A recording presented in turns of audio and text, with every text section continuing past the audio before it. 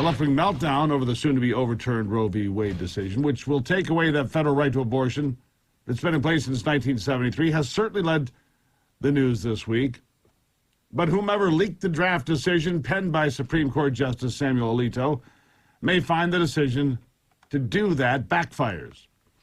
You see, as I said immediately after the story broke, that Politico had published a Supreme Court decision before it was released by the court, a first, by the way, in American history. I said it would lessen the impact on Election Day.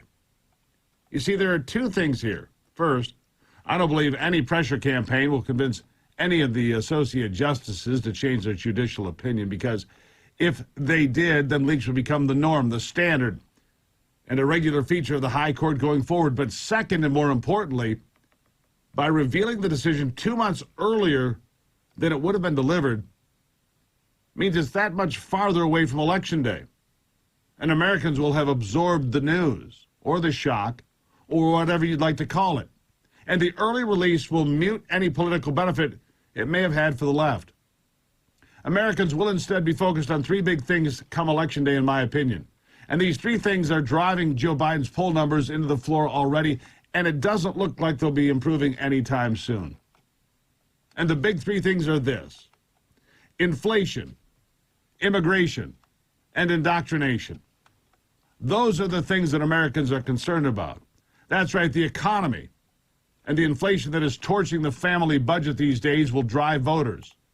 The open border policies that are destroying border states and towns will drive voters.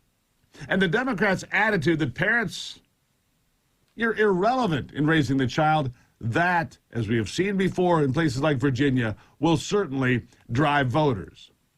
And because of these things, the reckoning is coming.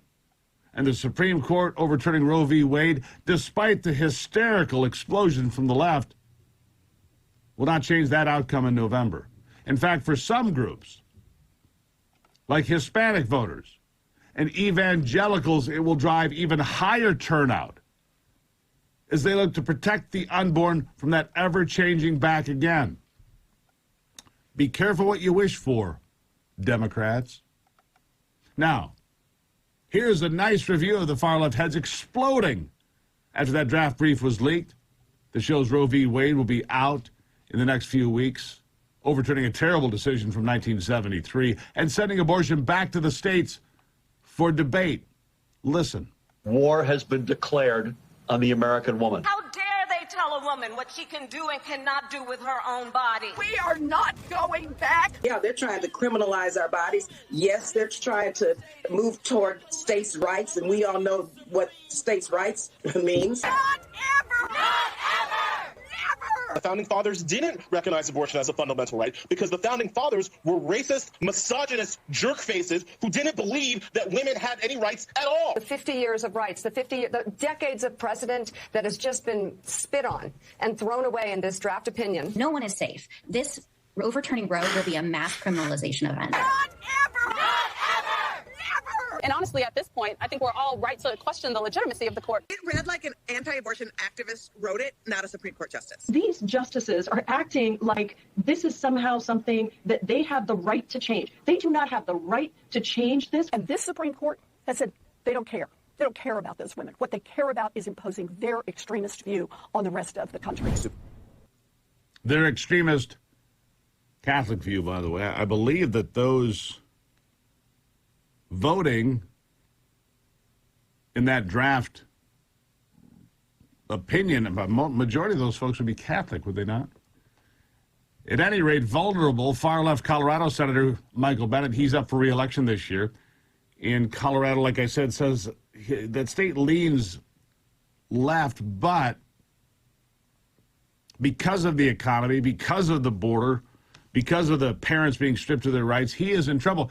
But he admits Democrats don't have the votes to pass a Roe versus Wade law legalizing abortion in the United States, not through Congress.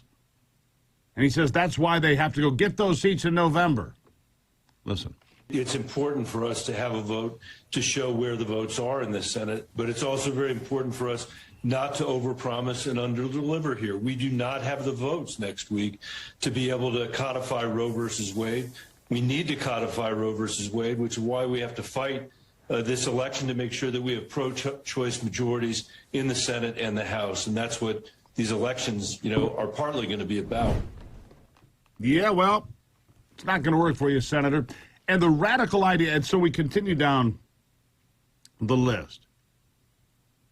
Inflation, immigration, indoctrination, the three big items on the agenda for voters in November. And the radical idea of allowing millions, literally millions of illegal people to surge into this country. Yet another example of the tone-deaf Biden administration making priorities of issues that are far left fringe items at best. These are not the things that people care about, but this is what the things they are going to do anyway. Here it is. 2021 was the deadliest year for overdoses in the U.S. Since 2018, the DEA has seen more than a 50-fold increase in the number of counterfeit fentanyl pills seized, and those containing a lethal dose increased dramatically.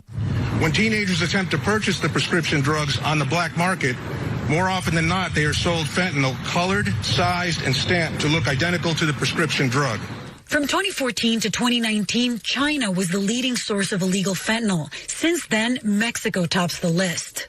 And while seizures of cocaine, meth, and heroin by Customs and Border Protection have decreased in recent months, fentanyl continues to go up.